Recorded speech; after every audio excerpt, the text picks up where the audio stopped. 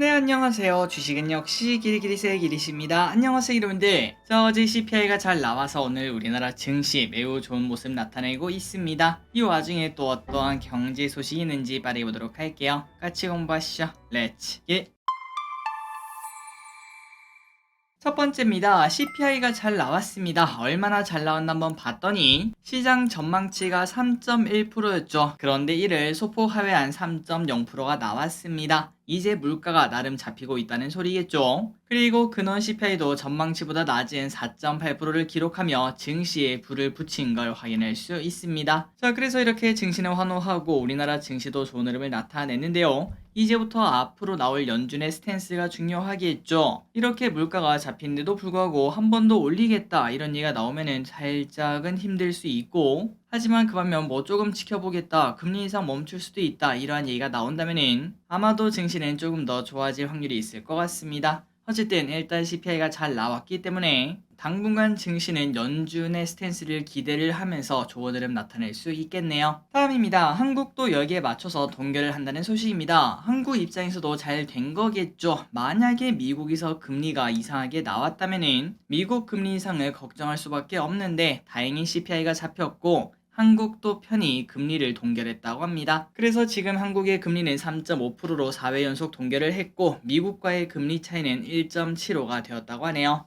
다만 금리 인상이 멈췄다고 하더라도 가장 관심 있는 주담대는 여전히 3%짜리가 멸종된 그런 모습을 나타낸다고 합니다. 그래서 한번 네이버에 검색을 해보니까 경남은행만 3.75가 있고 그 다음으로 가장 싼 건 카카오뱅크인데 이 친구도 4.07이 최저인 걸 확인할 수 있네요. 하지만 이 와중에 주담대가 한 달 만에 7조 원이나 증가를 했다고 합니다. 그러니까 금리가 조금 높긴 하지만 야, 집값이 바닥이다 라고 생각하는 사람들이 많다는 거겠죠. 한번 내용을 보도록 하겠습니다. 최근 부동산 시장 분위기가 완화가 되면서 지난달 은행 주택담보대출은 7조 원이 늘어났다고 합니다. 이는 3년 4개월 만에 가장 큰 폭의 증가라고 하며 작년에 부진한 주택거래 회복과 주담대 규제 완화가 영향이 있었을 거라는 분석이 나온다고 하네요. 게다가 최근 들어 증시가 좋은 것처럼 부동산 경기도 나름 바닥쳤다 이런 얘기가 나오기 때문에 주담대와 가계대출은 7월에도 증가세를 이어갈 것으로 현재 보인다고 합니다. 다음입니다. 중국이 미국이랑 친하게 지내고 싶다고 합니다. 갑자기 분위기가 바뀌는 걸 확인할 수 있죠. 시진핑이 개혁, 개방 수준을 높여야 된다 이렇게 강조를 하고 있고 중국 정부의 친기업 행보가 진행 중인 걸 확인할 수 있다고 합니다. 그리고 이 와중에 중국에서는 중국 기업 쪽에도 약간의 손을 내민 걸 확인할 수 있는데요. 세계 3대 컨설팅 업체인 미국 베인앤드컴퍼니 여기에도 화해의 손을 내밀었다고 합니다. 참고로 지난 4월 중국 공안이 베인앤드컴퍼니 지점을 털면서 중국에서 이제 외국계 기업에 대한 그런 규제가 들어가는 거 아닌가 이런 얘기가 나왔었죠. 하지만 얼마 지나지 않아서 지금 다시 화해의 손을 내밀었다고 하네요. 그래서 이런 걸 봤을 때 지금 현재 중국은 경제가 많이 급하구나 라는 생각을 해볼 수 있고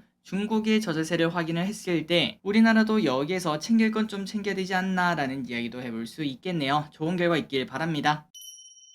그리고 이어서 이런 소식도 남았습니다. 한중 고위급 회담 또 한다. 한국과 중국의 사이도 조금 개선이 될 여지가 나온다고 하죠. 인도네시아에서 열리는 다자 회의를 계기로 박진 외교부 장관과 왕이 공산당 중앙정치국 위원이 만나 고위급 회담을 진행할 수 있다고 합니다. 다만 회담이 성사된다고 하더라도 꼬인 게 바로 풀리지는 않겠지만 그러나 올해 사실상 중단 아니었겠습니까? 외교대화. 그런데 이거를 복원한다는 점에서 의미를 분명 찾을 수 있다고 하네요. 잘 되길 바랍니다. 그리고 이제 이러한 소식을 봤을 때 이제는 미중 분쟁 관련주가 아니라 미중 화해 관련주를 봐야 되나 이런 생각도 조금 해볼 수 있겠네요. 다음입니다. 오늘 바이오가 뜨거워요. 오늘 바이오주가 좋은 흐름을 나타냈습니다. 그 이유는 일단 셀트리온의 3사 합병 소식의 훈풍이 어제부터 오늘까지 이어지고 있고요. 그리고 금리 인상 막바지 기대감까지 나온다고 합니다.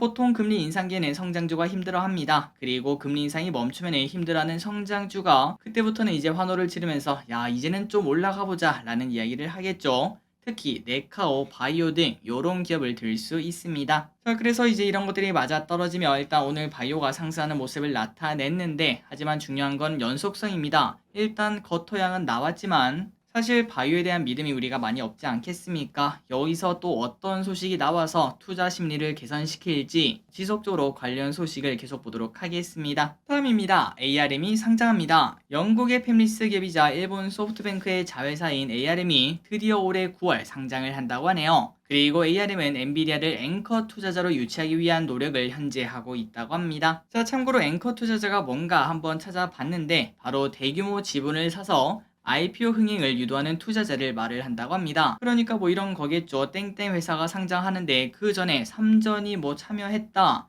이런 얘기가 나오면은 당연히 투자 심리가 엄청나게 좋아지지 않겠습니까? 그래서 ARM은 요즘 가장 핫한 주식 엔비디아를 앵커 투자자로 두고 이번 상장을 성공적으로 끝내고 싶다는 마음을 보여주고 있다고 하죠. 다만 엔비디아가 원하는 가격이랑 ARM이 원하는 가격 차이가 너무나 크다고 합니다. 거의 2배 정도 난다고 하는데, 하지만 뭐 당연히 합의를 보고 ARM 성공적으로 상장을 하겠죠. 어쨌든 일단 우리나라에서도 ARM 관련주가 좋은 흐름을 나타냈는데 앞으로도 여기 관련주가 움직일지 보도록 하겠습니다. 다만 여기서 한 가지 생각을 해볼 거는 그때까지 주가가 올라갈지 안 올라갈지는 모릅니다. 다만 만약에 올라간다면은 절대 ARM 상장 시기가 다가오면 다가올수록 그때는 매도하는 시기지 매수하는 시기가 아니라는 거 잊지 마시기 바랍니다. 항상 이 말을 잊지 마시기 바래요. 뉴스에 팔아라. 다음입니다. 엔비디아 AI 신약 개발 투자. 자, AI 바이오가 열풍입니다. 미국의 엔비디아가 AI 신약 개발에 5천만 달러를 투자한다는 소식이 나왔는데요. 정확히는 AI 신약 발굴 업체인 리커전이라는 기업에 투자를 한다고 하는데, 참고로 리커전은 현재 5개 신약 후보에 대해서 임상시험 중인 회사라고 합니다. 그래서 엔비디아 이제는 급기야 AI 바이오까지도 투자하는 걸 확인할 수 있는데, 갑자기 이걸 보니까 오늘 바이오주가 마침 좋지 않았겠습니까? 혹시나 나중에 그냥 바이오가 아니라 AI가 바이오에 딱 묻는 그 순간부터 바이오주가 좀 좋아지지 않을까라는 생각도 해볼 수 있겠네요.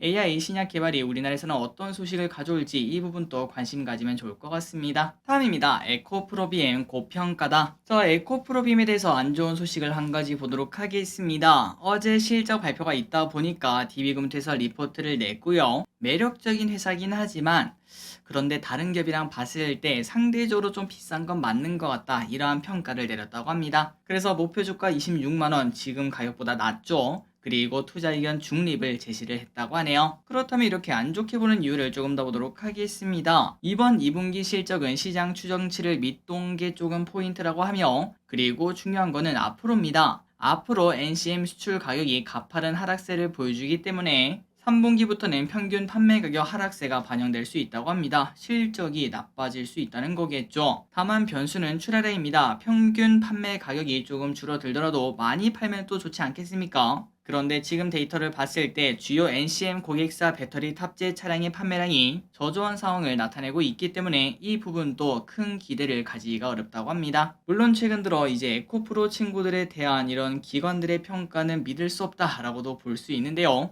최근 들어 기관들의 평가가 조금 멋들어지게 빗나가는 걸 확인할 수 있기 때문이죠. 그럼에도 불구하고 이러한 시각이 나오긴 했으니까 참고를 하시면 좋을 것 같습니다. 다음입니다. 다 아시겠지만 한 번만 말하고 넘어갈게요. 오늘부터 내일까지 진행하는 공모주가 있습니다. 그건 바로 뷰티스킨. 공모가 2.6만원이며 DB금투에서 진행을 하고요. 다만 경쟁률이 매우 높다는 게 단점이죠. 그러니까 청약을 만약에 하더라도 받을 확률이 그렇게 높진 않은데요. 하지만 그 외에는 무조건 받으면 땡큐다, 이 정도로 말할 수 있을 정도의 스펙이니까 꼭꼭꼭 DB금투가 있다면 청약을 하시면 될 것 같습니다. 그리고 참고로 DB금투 지금이라도 만들어도 되나요? 라는 질문을 해볼 수 있는데, 하지만 이거는 안 된다는 거 참고하시면 될 것 같고, 어제까지 만들었어야 됐기 때문에 다음 주 공모주 또 많이 몰려오거든요. 그 친구들을 노리면 될 것 같습니다. 그리고 개인적으로 아까 말씀드렸다시피 확률이 그렇게 많이 높지 않기 때문에 그냥 DB금투보다는 다른 거 만드는 게 오히려 더 유리할 수도 있겠죠. 무조건 뷰티 스킨을 받을 거라는 보장이 없기 때문에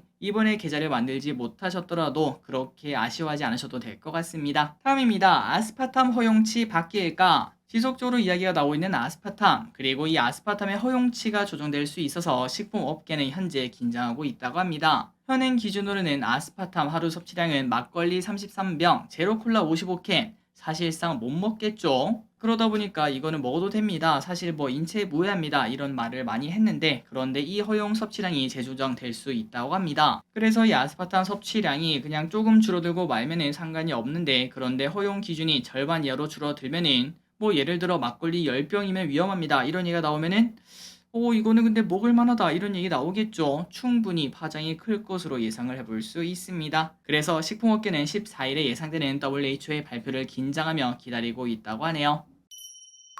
다음입니다. YG 리사 결별. 자, YG엔터가 어제 급락하는 모습을 보였습니다. 그 이유는 블랙핑크 재계약에서 리사와 계약이 불투명하다 이런 보도가 나왔기 때문인데요. 이에 YG는 15분 만에 급히 해명을 하기도 했었습니다. 그나저나 이렇게 급한 해명도 매우 이례적이라고 하네요. 그만큼 리사가 가지는 비중이 크다는 소리겠죠. 어쨌든 지금 리사와의 재계약 협의에서 잘 안되고 있는 이유가 뭔가 봤더니 투어와 개인 일정 때문에 그렇다고 합니다. 그러니까 당연히 잘 할 거라고 볼 수 있고요. 그리고 또한 블핑의 계약이 8월 7일 만료인데 8월에 LA 공연이 잡혀있다고 합니다. 그래서 그런 걸 봤을 때 아마도 계약이 불발되지는 않을 거다. 그냥 줄다리기 하는 거 아니겠느냐 라는 이야기가 나온다고 합니다. 그런데 아직까지 YG엔터의 주가 흐름은 좋지 않죠. 지난번에 지드래곤 계약 소식 이때 한번 빠지고 그 다음에 이번에는 리사 때문에 빠지는 흐름을 나타냈는데 이 주가 흐름을 다시 회복할 수 있을지 보도록 하겠습니다. 다음입니다. 매출 100조 전략 발표. 전일 열린 기자 간담회에서 LG전자가 더 이상 가전의 LG에서 머무르는 게 아니라 신사업 육성에 힘써 2030까지 매출 100조 기업으로 거듭나겠다 이렇게 말했습니다. 구체적 목표를 보니까 트리플7을 발표하며 연평균 성장률 7%, 영업이익률 7%, 그리고 이게 중요하겠죠.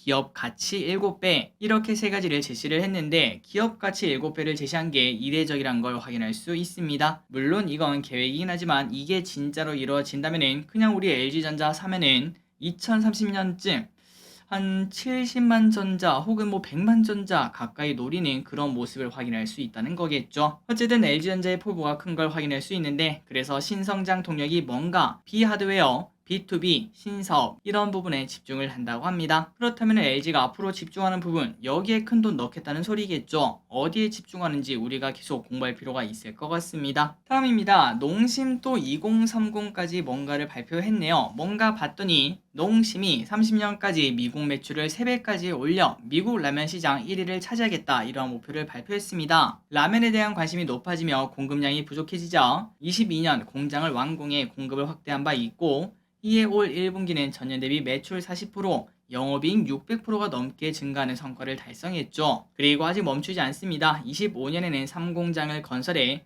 30년까지 매출 15억 달러를 달성을 하겠다고 합니다. 참고로 21년 기준 미국 라면 시장 점유율은 토요스이산이라는 일본 기업이 1위라고 하는데 이거 한번 따라잡겠다는 거겠죠. 꼭 그랬으면 좋겠습니다. 다음입니다. 넷마블 소식 한번 보도록 할게요. 차트를 보니까 진짜 눈물만 나는데요. 자, 넷마블이 오는 10월 도래하는 1.3조 원의 인수 금융 상환을 위해 하이브, NC 등 비핵심 자산 매각을 검토한 바 있었다고 합니다. 야, 이렇게 좋은 주식을 팔아야 될 정도로 그만큼 상황이 안 좋다는 건데요. 어디서 이렇게 큰 빚이 나왔나 봤더니 21년도에 홍콩 소셜 카지노 게임사를 인수하며 1.6조를 해외에서 빌린 바 있는데 그게 이제 갚아야 된다는 소리겠죠. 하지만 문제는 환율입니다. 그때랑 지금이랑 상황이 많이 달라요. 당시 환율은 1199원으로 상당히 낮은 걸 확인할 수 있는데 그런데 지금은 1300원으로 올랐고 말 그대로 그냥 빚이 늘어났다고 볼 수 있겠죠. 또한 금리도 2.1에서 6.4로 오른 걸 확인할 수 있기 때문에 넷마블 입장에서는 세상이 자기를 억까한다라는 이야기도 충분히 볼 수 있다고 합니다. 그래서 이를 타개하고자 공모 회사채를 발행하려고 하니까 신용 등급이 AA-에서 A+로 하향되어 이 부분도 쉽지 않고 결국은 코웨이 지분으로 1.1조 원의 담보대출을 받고 인수금융 상환을 마쳤다고 하네요. 자, 그래서 이런 걸 봤을 때 이거 돌려막기 아니냐라는 이야기까지 해볼 수 있겠죠. 그렇다면 넷마블이 이거를 혼자서 극복할 수 있나 봤더니 최근 5개 분기 연속 적자를 내고 있으며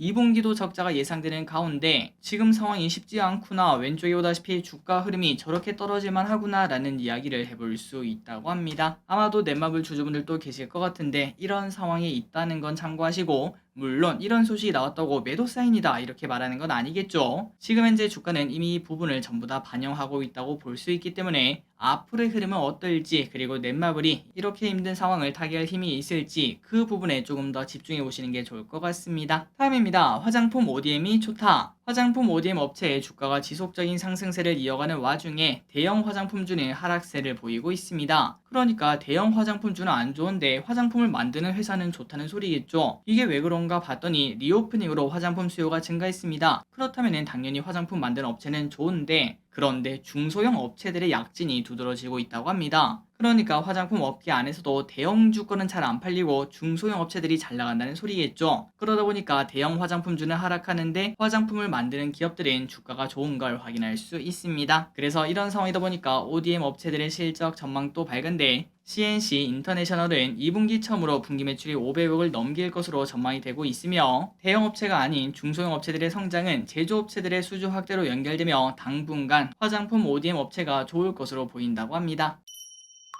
다음입니다. 로스타크 중국갑니다. 우리나라 PC게임의 간판이라고 불리고 있는 로스타크 한한령을 뚫고 중국에 진출한다고 하는데요. 오는 20일부터 텐센트가 현지 정식 서비스를 시작한다고 합니다. 참고로 최근 로아는 한국에서는 좀 많이 털리긴 했었습니다. 중국 진출에 집중하다 보니까 한국 서버를 신경을 많이 못 썼기 때문인데요. 이 와중에 역사 논란까지 있었으니까 한국에서는 타격이 조금 있었죠. 매우 시끄러웠습니다. 그리고 그 덕분에 그 옆에 있는 게임인 검은 사막의 유저가 늘어나는 모습까지 나타났다고 하네요. 어쨌든 이러한 논란을 열심히 잠재우면서 중국 진출을 시작하는데 과연 중국 시장 잡을 수 있을지, 로스트아크라는 게임 잘 만든 게임 아니겠습니까? 성공적으로 할 수 있을지 기대감이 나온다고 합니다. 마지막입니다. 한국형 AI의 필요성, 이게 좀 중요한데요. 이 소식만 보고 마무리해보도록 하겠습니다.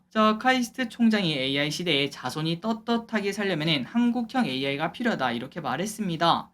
야, 근데 이게 뭔 소린가 봤더니 진짜 기가 막힌데요. 독도를 예시로 들은 걸 확인할 수 있는데 우리는 지금 학교에서 뭐라고 배우죠? 독도는 한국다 이렇게 배우죠. 그런데 AI 주도권이 우리한테 없고 일본한테 만약에 있다면 독도는 일본 땅이다 라고 AI가 말을 한다고 합니다. 그런데 앞으로 나중에는 AI 시대 아니겠습니까? 결국은 우리는 좋든 싫든 그쪽에 노출될 수밖에 없고 나중에는 우리나라 특히 어린 친구들이 독도는 일본 땅인갑다 라고 생각을 할 수밖에 없다는 거겠죠. 그래서 이런 부분 때문에 한국형 AI가 필요하다 이런 얘기를 했다고 합니다. 진짜 대박이네요. 솔직히 우리가 지금까지는 AI가 그냥 어떤 도움을 줄지, 우리 어떤 일자리를 앗아갈지 그런 것들만 고민했는데 하지만 나중에는 문화와 역사 이 부분까지 점령을 당할 수 있기 때문에 단순히 다른 나라 AI가 이것도 합니다 저것도 합니다 라는 걸 보고 신기하는 게 아니라 이러한 예시를 바탕으로 위기감도 가져야 되는 걸 확인할 수 있었습니다. 자, 오늘의 공부 여기까지 끝났습니다. 항상 이렇게 같이 공부해서 진심으로 감사합니다. 지금까지 길이셨습니다. 빠이요.